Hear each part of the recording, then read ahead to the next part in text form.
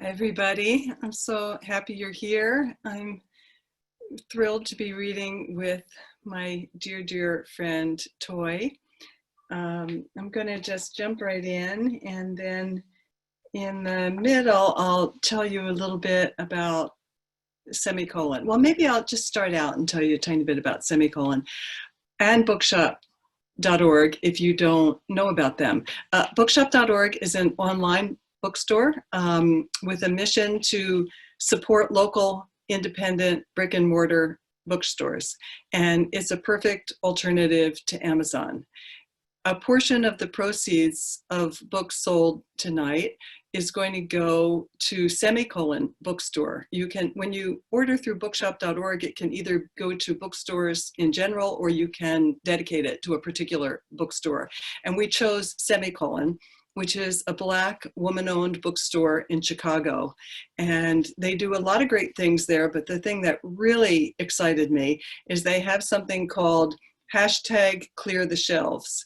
And they invite students from Chicago public schools to the store every month. They can't come in person during the pandemic, but they're working out how to do that. But normally every month, they invite them to the store to clear the shelves. And so free of charge, students in Chicago's public schools can take home whatever books they'd like. And they call it Changing the World One Book at a Time. I just love it.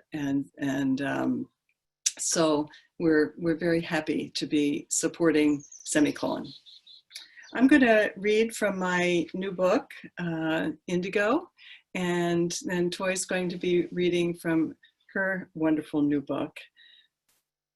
The first poem I'm going to share is The Small Country.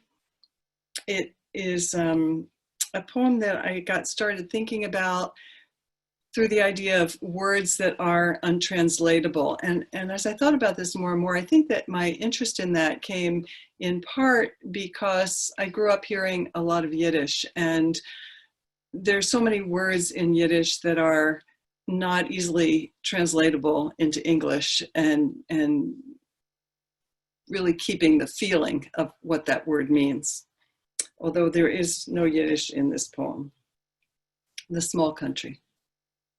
Unique, I think, is the Scottish tartle, that hesitation when introducing someone whose name you've forgotten. And what could capture cafuné, the Brazilian Portuguese way to say, running your fingers tenderly through someone's hair? Is there a term in any tongue for choosing to be happy? And where is speech for the block of ice we pack in the sawdust of our hearts? What appellation approaches the smell of apricots thickening the air when you boil jam in early summer? What words reach the way I touched you last night, as though I had never known a woman, an explorer, wholly curious to discover each particular fold and hollow, without guide, not even the mirror of my own body. Last night, you told me you liked my eyebrows. You said you never really noticed them before. What is the word that fuses this freshness with the pity of having missed it? And how even touch itself cannot mean the same to both of us, even in this small country of our bed, even in this language with only 2 native speakers.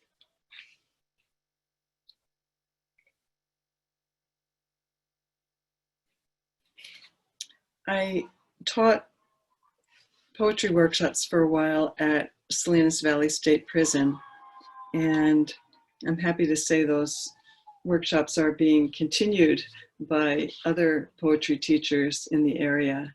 They've been going on for, gosh, I think about 8 years now, maybe close to that. And when I was thinking about what to read today, the different ways that protests are happening now are so incredibly important. And I realized that this was in that realm, only a very small and somewhat private protest that I was witness to. Bringing flowers to Salinas Valley State Prison. When Mr. H saw the little meadow blooming on the steel table, he bowed to the starry faces of jasmine. This is the first flower I've smelled in 20 years. And when I slid each man a bouquet in a paper cup, Mr. M said, I'll have such a short time with these. We spoke then about beauty and loss, the great themes of poetry. And when our time was done, and the guards said they had to leave the flowers, most of the men acquiesced. But Mr. S insisted he had, as a Native American, a right to his rituals: sage, sweet corn, tobacco, and no one could stop him, it was the law, from taking these sacred plants back to his cell. Then he raised his cup and drank the water the flowers were drinking, and a small wind stirred in that windowless room as we watched Mr. S quietly bite the heads off the Peruvian lilies, crushing their pink sepals and the gold inner petals flecked with maroon, swallowing the silvery filaments, their dark, pollen-laden anthers, his mouth frothing with blossoms.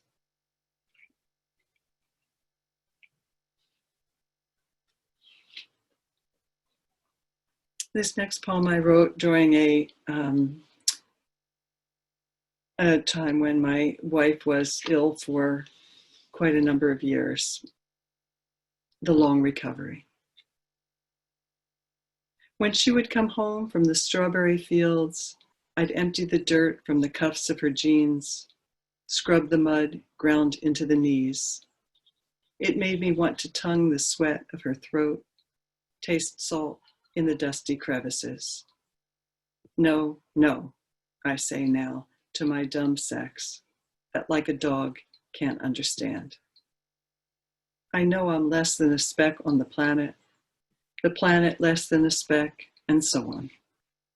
Is it sacred or insane that I matter so much to myself, that she matters so much to me?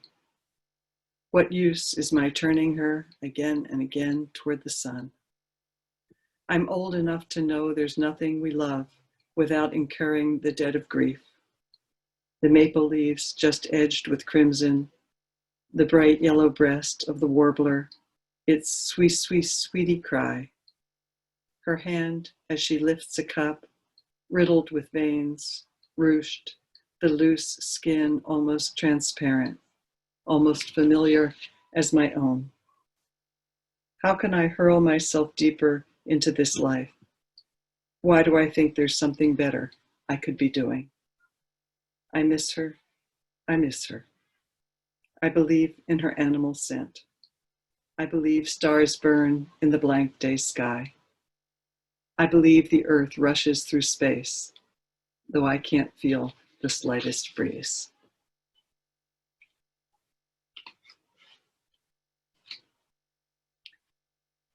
I had a wonderful big dog named Zeke who loved poetry, and actually he loved Toi, and Toi loved him, and they slept together when she visited me.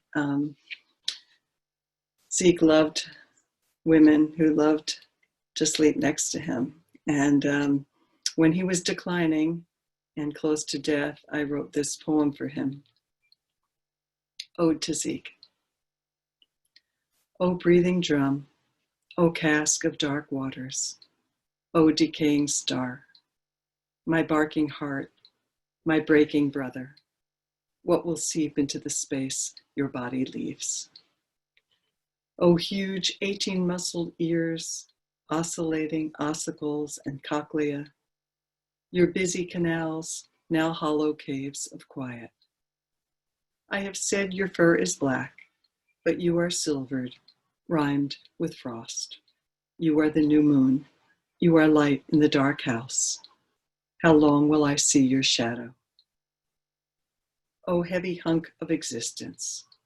O great flank I have rested my head upon when I was too weak for human touch.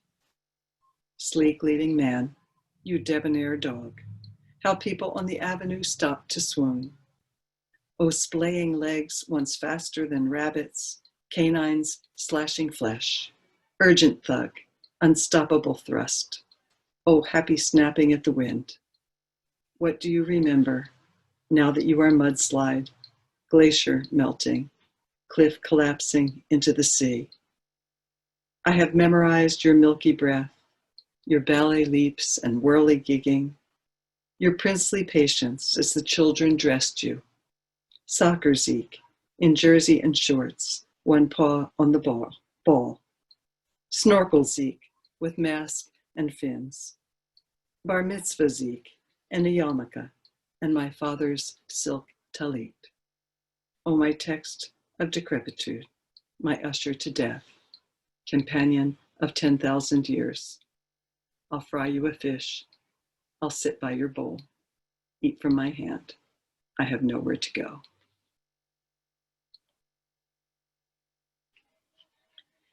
And should you so desire, you can see a picture of Bar Mitzvah Zeke on Instagram. I'm not very good at Instagram. I really don't understand how to use it, but one of my former students who I now do some teaching with, the wonderful writer Roxanne McDonald, helps me put things up there until I learn. This next poem I wrote for a project that I was asked to contribute to. The project is called New Voices, Contemporary Writers Respond to the Holocaust. And we were each given a visual image from the Holocaust and asked to write something about it. And I was given a photograph, and the title of the photograph is Jews Probably Arriving to the Wutz Ghetto circa 1941 to 1942. Why is a horse here alongside the train? Two horses, yoked with leather harnesses, light silvering their flanks in the midst of the Jews descending. Where is the driver taking the cart, loaded with wooden planks? What is in the satchel that weighs down the arm of a woman in a dark coat, her hair parted on one side?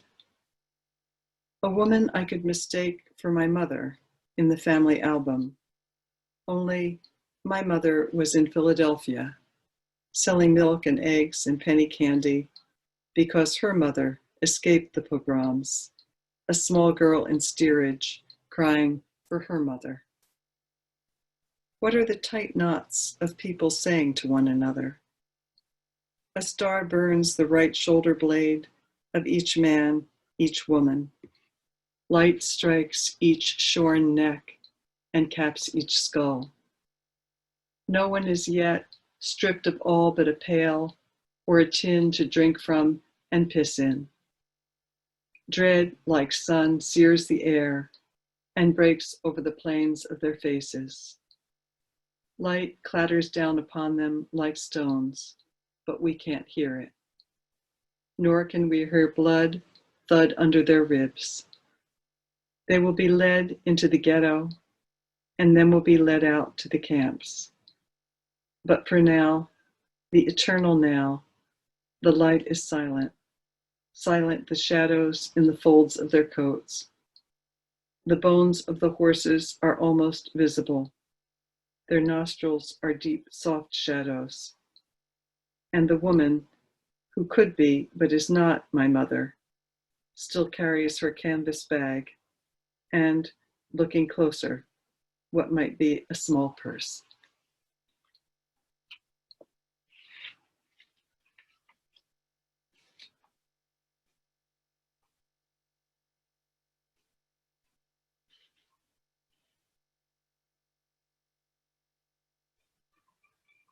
Roses. 4 roses drinking from a blue vase. The first one I name moment of gladness. The second, resting beauty from fear. All year I watched her disappearing.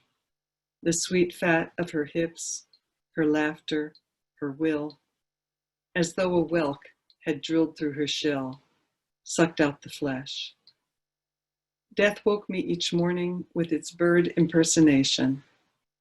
But now she has cut these clouds of glory, and a honeyed musk sublimes from their petals, veined fine as an infant's eyelids, and spiraling like any embryo, fish, snake, or human. And she has carried them to me, saturated in the colors they have not swallowed, the blush and gold, the razzle-dazzle red, riven from the dirt to cling here briefly. And now, as though to signify our fortune, a tiny insect journeys across the kingdom of one ivory petal and into the heart of the blossom. Oh, small mercies, sliced from the root. I listen as they sip the blue water.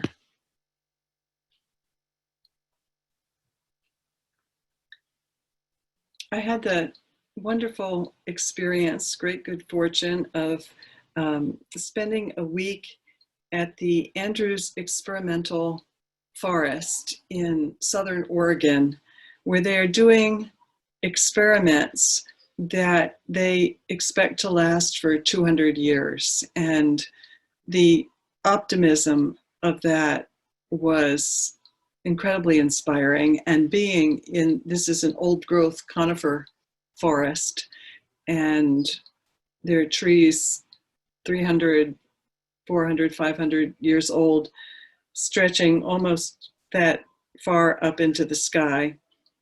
And because I have a kind of predilection, I guess, for looking at small things, I wound up not being able to write about those trees as glorious as they were, but instead wound up writing about a very small fungus. Fungus on fallen alder at Lookout Creek. Florid, fluted, flowery petal, flounce of a girl's dress, ruffled fan, striped in what seems to my simple eye an excess of extravagance. Intricately ribboned like a secret code, a colorist's vision of DNA. At the outermost edge, a scallop of ivory, then a tweedy russet, then mouse gray, a crescent of celadon velvet, a streak of sleek seal brown, a dark arc of copper, then butter, then celadon again, again butter, again copper, and on into the center, striped thinner and thinner to the green, green, moss, furry heart. How can this be necessary? Yet it grows and is making more of itself. Dozens and dozens of tiny starts, stars no bigger than a baby's thumbnail, all of them sucking one young dead tree on a gravel bank that will be washed away in the next flooding winter. But isn't the air here cool and wet and almost unbearably sweet?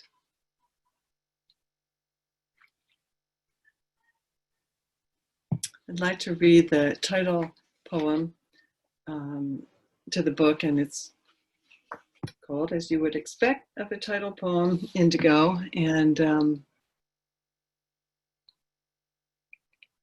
was inspired by seeing this tattooed man. And this is not the man I saw, but I loved this picture that I was able to find looking through many books of tattoos that felt to me like it captured the essence of the man that I saw.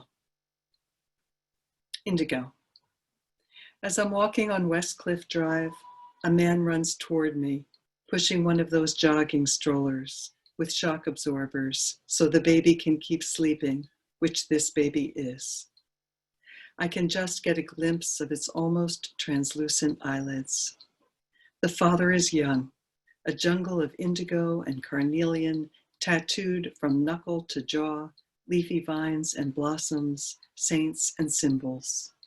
Thick wooden plugs pierce his lobes, and his sunglasses testify to the radiance haloed around him. I'm so jealous, as I often am. It's a kind of obsession. I want him to have been my child's father. I want to have married a man who wanted to be in a body, who wanted to live in it so much that he marked it up like a book, underlining, highlighting, writing in the margins, I was here. Not like my dead ex-husband, who was always fighting against the flesh, who sat for hours on his zafu chanting Om, and then went out and broke his hand punching the car. I imagine when this galloping man gets home, he's going to want to have sex with his wife, who slept in late, and then he'll eat barbecued ribs and let the baby teethe on a bone while he drinks a dark beer. I can't stop wishing my daughter had had a father like that. I can't stop wishing I'd had that life. Oh, I know, it's a miracle to have a life, any life at all. It took 8 years for my parents to conceive me. First there was the war, and then just waiting. And my mother's bones so narrow, she had to be slit and I airlifted. That anyone is born, each precarious success from sperm and egg to zygote, embryo, infant, is a wonder. And here I am alive, almost 70 years, and nothing has killed me. Not the car I totaled running a stop sign, or the spirochete that screwed into my blood. Not the tree that fell in the forest exactly where I was standing, my best friend shoving me backward so I fell on my ass as it crashed. I'm alive. And I gave birth to a child. So she didn't get a father who'd sling her onto his shoulder. And so much else she didn't get. I've cried most of my life over that. And now there's everything that we can't talk about. We love, but cannot take too much of each other. Yet she is the one who, when I asked her to kill me if I no longer had my mind, we were on our way into Ross shopping for dresses. That's something she likes, and they all look adorable on her. She's the only one who didn't hesitate or refuse or waver or flinch. As we strode across the parking lot, she said, "Okay, but when's the cutoff? That's what I need to know."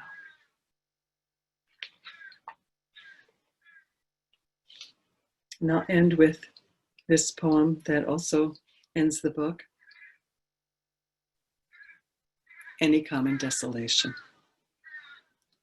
can be enough to make you look up at the yellowed leaves of the apple tree, the few that survived the rains and frost, shot with late afternoon sun.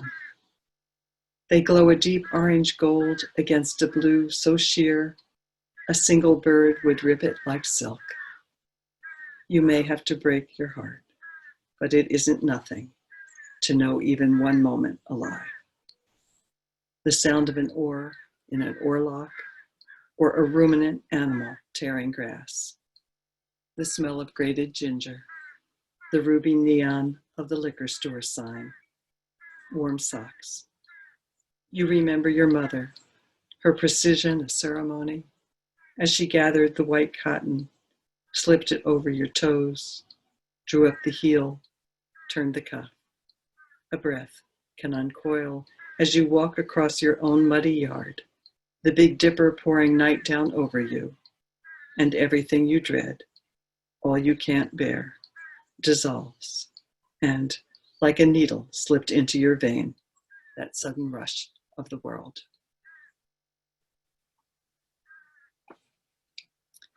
Thank you for listening. I want to take a moment for any of you who came in late to just mention again that proceeds of book sales from this reading are going to Semicolon Bookstore, which is a Black woman-owned bookstore in Chicago. And then I want to just do a very, very brief little poetry book buying spiel. And I'm going to make it short, so just listen quick. If poetry is meaningful to you, the way to show that is to buy books. If you don't buy the book, the publishers can't publish the book, especially small presses that are devoted to poetry, like the University of Pittsburgh Press that published Toy's book and Copper Canyon Press that published my book, have been hit really hard by COVID. They can't promote their books at in-person readings and conferences and festivals. And if you already have our books, it's a really good time to buy some more. You could buy one or even two or more for friends. If you lost your job or it would be a hardship to buy the book, you are exempt, of course. But otherwise, do the right thing for poetry, small presses, and semicolon bookstore. And the one thing about buying a poetry book as a present for someone, if that person is not really familiar with contemporary poetry, is this. They can't pick that book out for themselves. Almost everything else somebody can buy for themselves. They can figure out what they want, they can read some reviews, and they can buy it. But you kind of, if you know poetry and you're familiar with contemporary poetry, you can curate for your friends. And that's a huge gift to give them, to pick out for them the book that you think they would like. So it might be mine, it might be Toy's, or it might be the book of another living poet. But buy those books is really important right now. Okay. And Catherine's going to put into the chat links so that you can do that easily. And you can do it now if you want to just rush and do it, or you can do it during the Q&A. But you know that it's the right thing to do. Okay. I'm so excited that you're going to get to hear Toi. Toi is a very dear friend of mine, and I think most of you know all of her accomplishments. She's going to be reading from her new book, New and Selected Poems, which was a finalist for the National Book Award. And if you don't know about her memoir, The Black Notebooks, it is one of the most extraordinarily beautiful and courageous memoirs I've ever read.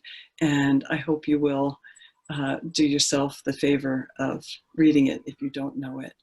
I'm not going to say all the other amazing things that Toi has accomplished, but I do want to say this. When I was thinking about reading with her, I went online because I thought maybe I'd do a more formal introduction and, you know, name her honors and things like that. And so I was kind of looking around, and the way that it sometimes happens strangely when you're nosing around online is you get somewhere you didn't realize you got.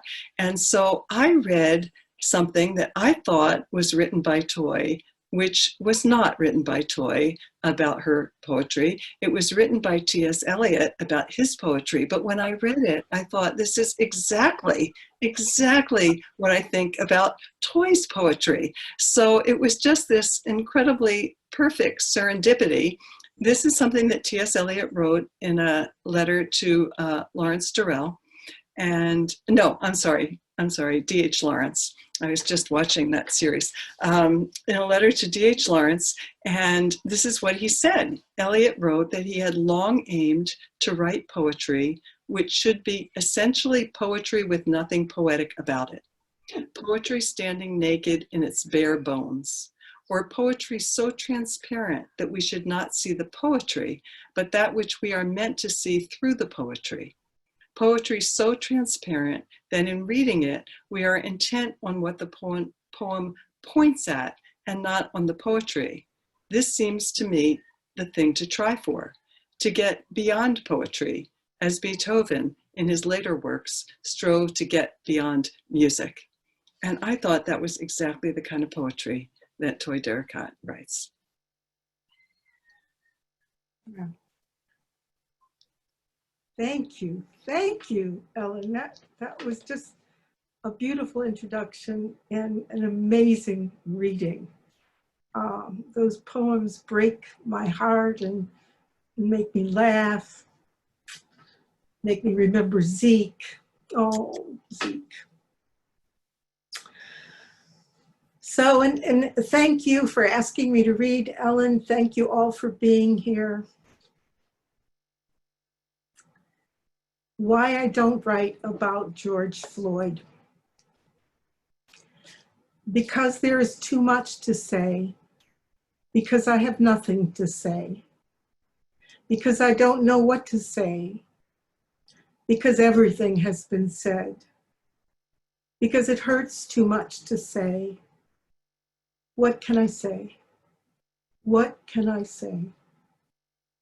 Something is stuck in my throat. Something is stuck like an apple. Something is stuck like a knife. Something is stuffed like a foot. Something is stuffed like a body. There are so many things that we haven't been able to speak about, we haven't grieved, and so much is held in the body, so much in history. I'm thinking in my family, there was so much we didn't talk about.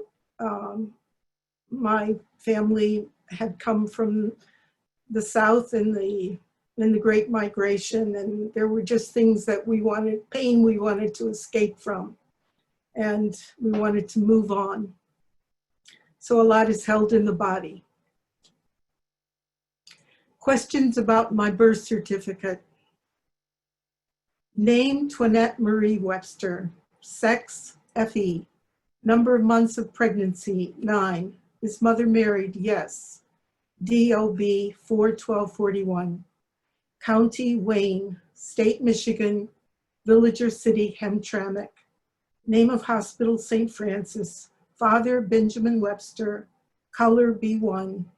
Age at time of this birth, 29. Birthplace, Franklin, Kentucky. Occupation, mortician. Mother, full maiden name, Antonia Baquet. Color, B1. Age at time of this birth, 24. Birthplace, Beaumont, Texas. Occupation, housewife. Does B1 mean black one? Did someone type B10 on the birth certificate of some other woman? Who decided what my number was? The black doctor who delivered me or the white nurse who typed the form? I was the first black baby born in a Catholic hospital in Hamtramck, Michigan, a Polish village in the middle of Detroit. What was my mother's labor like? How did the white nurses respond to the cries of the first black woman in the maternity ward? Did they come in and say the usual kind words, but with a little crimp in the throat? All my mother remembered was the pain. Things got blurry during the middle passage. So much before and after was lost. There was so much to forget. After my husband's birth, my mother-in-law's doctor explained that he didn't give her drugs because black women were like horses. They didn't feel pain. Maybe she was a B2. My mother was a B1. She got so many drugs that she sat up on the delivery table laughing hysterically. She had to be calmed down like a horse. She had to be put in a dark room with a heavy blanket over her. Was there a chart on the wall to measure gradations to hold the skin up to? Perhaps B1 indicates straight light hair, ghost white skin, and blue eyes. Perhaps B2 indicates straight hair, cream skin, and blue eyes. Perhaps B3 indicates soft curls, antique white skin, and light brown or smoky irises. Perhaps B4 indicates wavy hair, seashell skin, brown or dark blue-black irises. Perhaps B5, wavier hair, touch of the tar brush nose, brown or blue-black irises, all the way down to B10, tight as a corkscrew curls, a no doubt about it, sir, wide nose and skin as black as outer space. A nurse from South Carolina told me there was a chart that said, if in doubt, check the size of the baby's genitals. Dear person of authority, please indicate on this line this baby's degree of worthiness to life, liberty, and the pursuit of happiness. Dear God, dear parents, dear somebody. Heard on the auction block. 1, if I'm going to be sold, I'd rather be a B1. 2, I was disappointed I didn't bring a higher price. Who assigns you value? Who whispers in your ear? My mother told me when they handed me to her, she whispered, I will never be alone again. She needed someone to accompany her through the conflagration. She had been 18, alone, a B1 in 1933 in Louisiana when her mother died. She needed an angel, a powerful one, Mary or God, to be with her when it happened. 1, when she found her mother dead at 43, scrubbing a white woman's floor. 2, when she was raped as a child, which she would never open her mouth about, but I believe happened because of the way she treated her body like a raging secret. 3, on her way to school when she was beaten up on the white side of town for being a little stuck-up yellow nigger, and then beaten up when she crossed over the line to the black part for the same thing. 4, on the train, would she sit in the white or black section? Did the white real estate dealer think of her as a B1? What if B1s and B10s are the same? She was so afraid that the possibilities would be taken away, possibilities given back to us reluctantly, like owning our own body or a nice house. It made her skittery. My mother must have been thinking of her body every week when she scrubbed on her hands and knees inside the corners of the bathroom and under the toilet. Pee stains are a telltale sign, with that angel buzzing over her head like a fruit fly. I don't want to die with my bed unmade. I don't want the white people in my building to find me dead and whisper among themselves that all along I was the B10 they suspected. Does being a B1 make you paranoid? If some babies have a birth certificate with just a letter and no number, for example, if the color says only W, how will that small letter alter the self that emerges from the cocoon like a butterfly?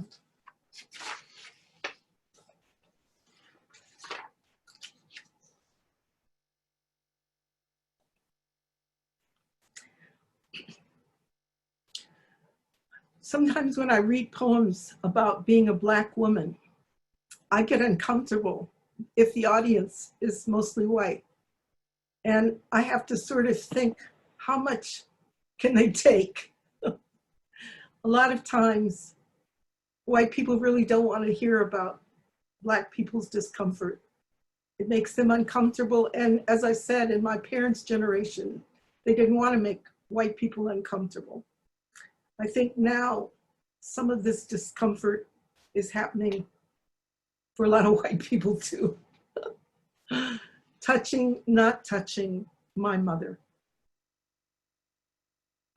That first night in the hotel bedroom when the lights go out, she's already sleeping, that woman who has always claimed sleeplessness. Inside her, quiet breathing like a long red gown. How can she sleep? My heart beats as if I am alone for the first time with a lover or a beast. Will I hate her drooping mouth, her old woman rattle? Once I nearly suffocated on her breast. Now I can almost touch the other side of my life. Undressing in the dark, looking, not looking, we parade before each other, old proud peacocks in our stretch marks with hanging butts. We are equals. No more do I need to wear her high heels to step inside the body of a woman. Her beauty and strangeness no longer seduce me out of myself. I show my good side, my long back, strong, mean legs. No more a thief for love. She takes off her bra, facing me, and I see those gorgeous globes, soft, creamy, high. My mouth waters. How will I resist crawling in beside her, putting my hand for warmth under her thin nightdress?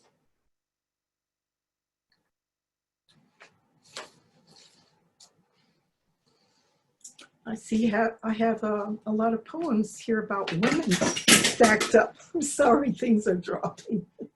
The Intimates. In the stalls, we ladies hear each other pee. I watch her feet. Unashamedly, she unrolls the toilet paper. Thrump, thrump, thrump. Her shoes are sturdy beige. Perhaps she's a librarian. She definitely has a job. And she pees solidly in a forceful stream that ends with a quick, assured finish.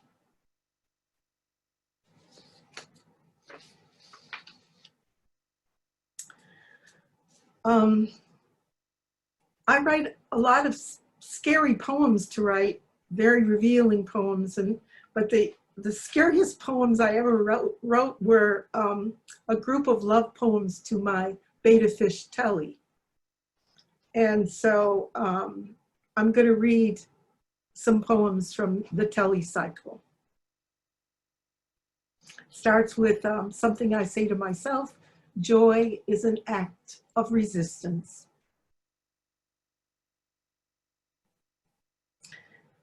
Why would a Black woman need a fish to love? Why did she need a flash of red living in the corner of her eye, as if she could love nothing up close, but had to step away from it, come back to drop a few seeds and let it grab onto her, as if it caught her on some hook that couldn't hurt? Why did she need a fish to write of, a red thorn, or among the thorns, that flower? What does her love have to do with 500 years of sorrow, then joy coming up like a small breath, a bubble? What does it have to do with the graveyards of the Atlantic in her mother's heart? For Telly the fish. Telly's favorite artist was Alice Neal. When he first came to my house, I propped up her bright yellow shade with open window and a vase of flowers, postcard size, behind his first fishbowl. I thought it might give him something to look at, like the center of a house you keep coming back to, a hearth, a root for your eye.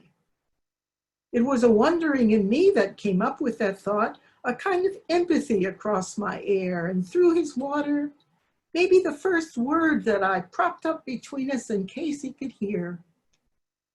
Telly would stare at that painting for hours, hanging there with his glassy eyes wide open. At night, he wanted the bottom as if it were a warm bed. He'd lay there sort of dreaming, his eyes gray and dim and thoughtless. For months, he came back to her, the way a critic or lover can build a whole life on the long study of one great work. I don't know why he stopped. Maybe it was when he first noticed me, the face above my hand feeding. For sometimes when I'd set the food on top, he'd still watch me eye to eye as if saying, food isn't enough. Once when I bent, he jumped up out of the water and kissed my lips. What is a fish's kiss like? You'd think it would be cold, slimy, but it was quick, nippy, hard. Maybe it was just what I expected. For all our fears of touch, it takes so long to learn how to take in. When he stopped coming to the top, I guess I did all the wrong things. The fish medicine that smelled, measured carefully for his ounce of weight. for his gills worked so hard, and he lay still, tipped over slightly, like a dead boat.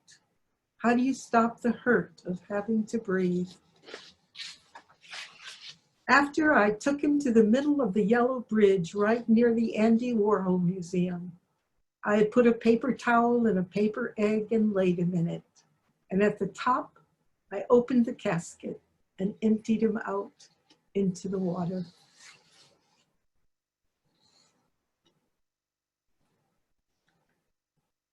Telly Redux.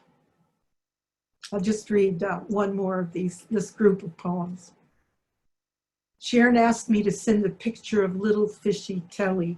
I think that might be a misquote, but it went, I'm not sure she asked me to send a picture, but it went well in the poem. I wish I had taken his picture, but in those days, some part of my heart was still unswimmingly cold. And as much as I loved Telly, I couldn't imagine carrying a fish's picture in my wallet or putting one in a gold frame on the same mahogany shelf with my grandson. All I have today is the Telly in my heart, a shimmery thinking in red veils. I remember his swishy tail, a magisterial emblem of the living God. In heaven, we will swim together through clouds and spheres of wonder far beyond this unpardoning glass of water.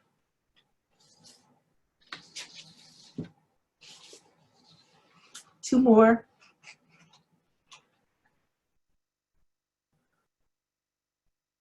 The Blue Nightgown. So many years of misguided self-reflection, examining every curve in the mirror. Now, locked down, alone, I buy online 3 ice blue nightgowns I discover I can live in. I glide through dining room, kitchen, hall, slightly off the floor, like the great opera stars of the 20th century. I'm dressed for singing. My apartment is a stage of the Met. Vacuuming, cutting garlic. My hand floats. My large self floats. I breathe in and out. The blue nightgown floating around my ankles. And this is the last one. For many years, I kept saying, why are you writing these autobiographical poems? Why aren't you writing something philosophical or, lyric? And some part of my brain just finally answered me back. And this poem came out, Speculations About I. A certain doubleness by which I stand as remote from myself as from another, Thoreau. 1. I didn't choose the word. It came pouring out of my throat like the water inside a drowned man. I didn't even push on my stomach. I just lay there dead, like he told me, and I came out. I'm sorry, Father, I wasn't my fault. 2. How did I feel? Felt almost alive when I'd get in, like the Trojan horse. I'd sit on the bench. I didn't look out of the eye holes, so I wouldn't see the carnage. 3. Is I speaking another language? I said I is dangerous, but at the time I couldn't tell which one of us was speaking.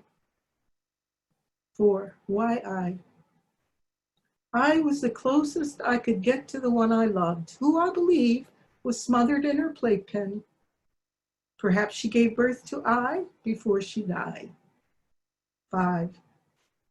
I deny I, and the closer I get, the more I keeps receding.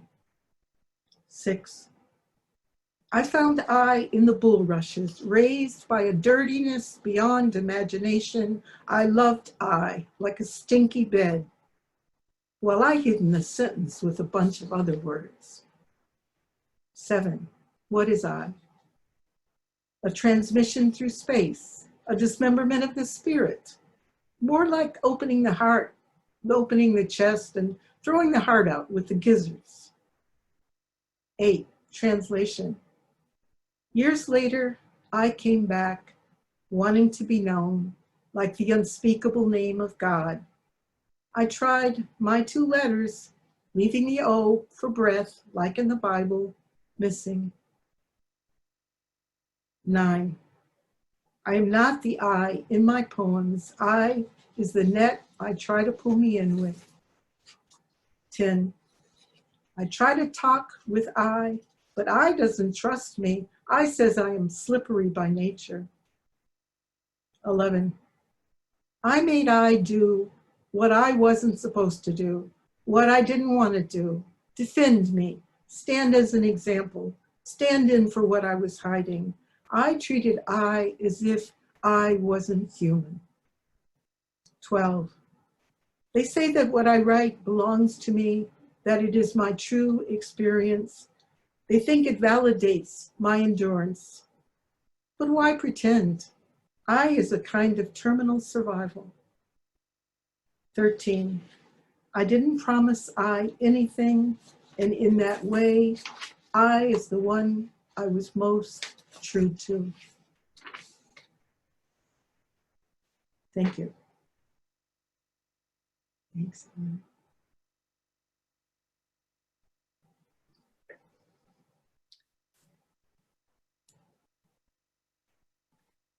We would love to take a few minutes for discussion or questions, or Catherine will help that process happen. Thank you, Catherine, so much for setting all this up for us, and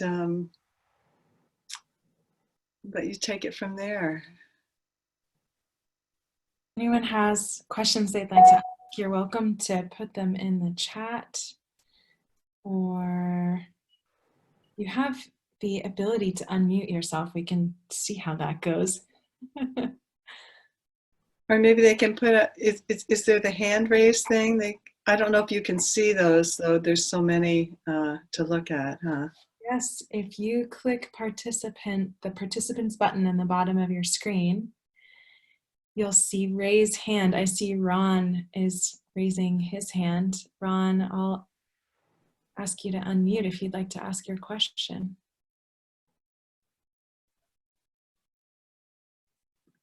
Let's see. Ron, I'm clicking the request unmute. If you Unmute. There it is. There it is. You can hear me. Good. My comment was to Toi that if you don't see black faces in the audience, I'm not necessarily have a black face, but my lover of 32 years, my husband, is very black and Yeah. a member of his family. And I have more brothers and sisters and nieces and nephews who are black than I do white nephews and nieces. So I really love listening to your words, and took them to heart. Thank you so much for reading, and for specifically those poems. The one about, yes, thank you. Just love it. Thank you so much. And, I sort of realized one day, when I was looking out at this huge audience, that there were a lot of what I call white people who were passing, or that's right. Yes. Visible black people. Yes. So yes. I know they're there. I do know they're there. Thank you. Thank you. I'm one. I have a question from David Sullivan asking, how do you both negotiate political and personal and have the strength to go to those vulnerable places? Do you want to speak to that, Toi? I'll let you go first, Ellen. Okay. Well, I find that many times there are big public, political, social concerns that I want to speak to, that I would like to be able to write about, but I'm not always able to, because I need some way in. I think those are, for me, the hardest poems to write. And once in a while, there's an opening where I can see my way through, and I'm always kind of amazed and grateful for that. I think that if I could write more of them, if I could choose what I wrote about, I would choose to write many more of them. But I'm kind of at the mercy of what the muse will allow me to write about. And I mean, I can write anything on, but actually create a poem. So I write a lot of things in my notebook that don't become poems because they won't cooperate. And I'm at the mercy of the poem, you know. And so now and then I'm able to do that. I don't know that for me it's courage. I don't feel courageous in writing. I feel desperate. I feel desperate. I feel thrilled. I feel engaged.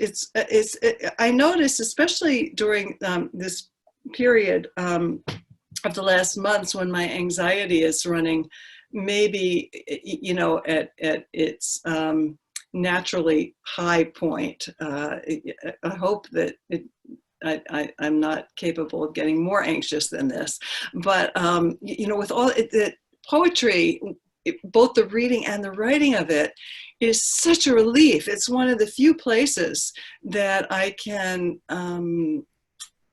get so deeply involved that I'm not anxious. So I think I'm not sure that I experience it as courage. I'm just trying hard, and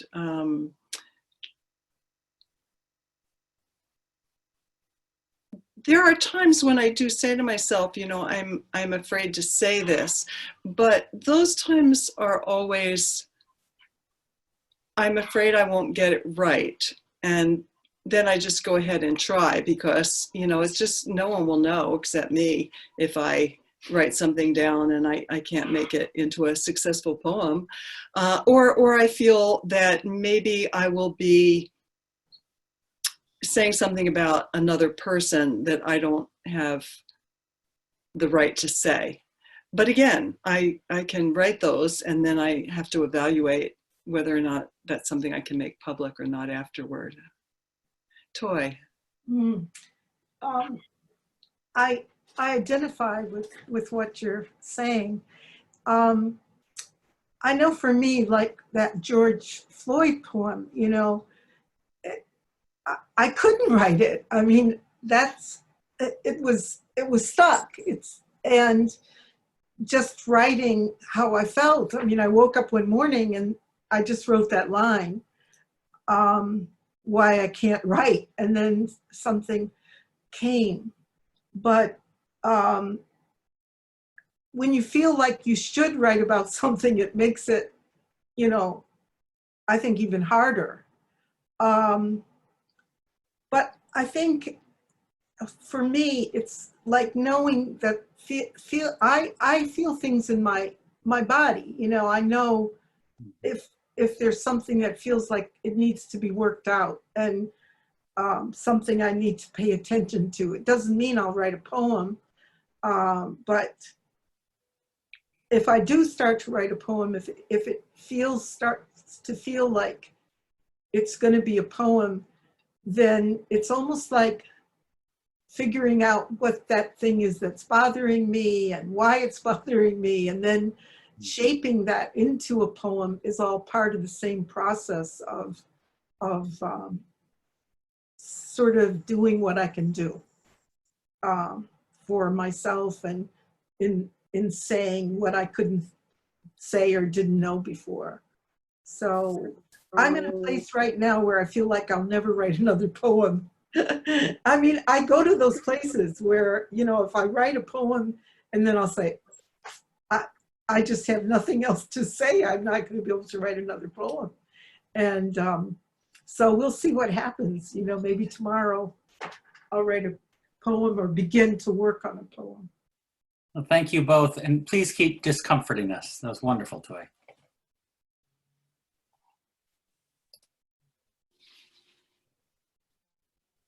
Barbara, I'm going to unmute or ask to unmute so you can ask your question. How many books There you do you go. have? I have very little to say. I'm just so moved by both your works and feeling like I'll never write another poem again. But I feel I'm more, I guess, more prose than poetry in my life. But I love the details that you both have in your writing that you come up with, and they're so small and they're so deep. They move me so much. The smallest little detail. I can't even remember to say them. I'm just so moved. I just had to say that. Thank you. Thank you. Terry, I'll ask to unmute you as well. Toi and Ellen, I wanted to thank you for the beautiful reading. And Toi, your poem, forgive me for not remembering the title at this moment, but about being labeled B1. And Ellen, your Indigo poem. And Ellen, long before I came to love your poetry, I wanted to thank you for co-authoring The Courage to Heal and how much I benefited from that. My question for both of you is, do you have a particular writing practice that you follow? And is there anything in particular that stimulates your writing? Do you pay attention to observation? Do you wait to be inspired? Do you have a particular muse? Do you want to start, Toi? Oh, I'll start this time. Well, I think one muse is sometimes I have to show up with a poem for a friend, and that's my muse, that I have to show up with a poem. And if I get started, like if I start writing poems, and then I start paying attention during the night, things go on, and I can, if I have my journal by my bed, something will come to me. And if I make myself wake up and write between 4 and 7 in the morning, things will come to me. I sort of let things happen. I mean, a poem is a gift. You don't know when you're going to get these gifts. You know, your behind gets saved a lot of times. You're almost on the ground and boom, something sweeps you up. And so I think of poems like that. Like sometimes I just walk around, I don't know what's going to happen, and then something good happens, something beautiful happens. And a poem is like that for me. But it helps when I have to do it. When I have to show up, it seems like I'll get the gift more often. Well, we're gonna talk on Tuesday, so the gift is going to be coming really soon. That was one of my muses. Yeah, mutually. I think that what actually inspires me most is reading poetry, and that is, I mean, there are things that inspire me that are out of my control, but the thing that's in my control is that the more that I read poems that I love, the more I seem to be able to think about, oh, well, I could maybe take that approach, or, oh, yeah, I have something to say about that, or maybe I'll think I could answer that poem in some way, or something like that. But I notice that the more that I'm reading, that really, really helps. And also the more I'm writing, the easier it is to write. And the longer I've been away from it, the harder it is. So the more I can get on even a little roll and you know, we all have lives that are, have their various demands and challenges. And so I feel like I'm constantly getting on a roll and then getting off of it, and, you know, getting back on the horse and then falling off again and back on and then off. And when I was younger, I used to write every day, but I don't think I was writing any better. I think it was not necessarily because of that practice, but now I feel like I feel like I don't have to. I want to write. I love to write, and so I don't really have to make it a discipline so much, because it's what I want to do, and it's the way I want to spend my time. So I wind up doing a lot of it, and often too, if I work on some poems that that still need work, then I can sort of like get myself in the mood to write something new. Sometimes it feels a little bit daunting just to look at the blank page. So, you know, I'll start fooling around with the poem that still needs some work, and then I sort of feel a little bit more, you know, loosened up. Ellen is teaching a workshop online that is just brilliant if you want to be inspired. I'm sitting in, and I just think if you want to be inspired to write and learn a lot about writing, this is the place to be. It's a great class. I think it's a graduate level class. We're having fun. Yeah. Catherine, can you hear me? Yes, we can hear you. Hi, I don't have a question. I just want to say how much happiness I've been given. There you are, there you are. I love you so much, Ellen and Toi. I love you so much. And I noticed tonight how original each line of each of you is. At the same time, it seems inevitable. Like, well, of course, yes. So I'm going to be happy for days. You've come into this solitude and filled it up. Thank you. Yeah. Thank you so much, Sharon. It's so wonderful to see your beautiful face. Amen. Much love.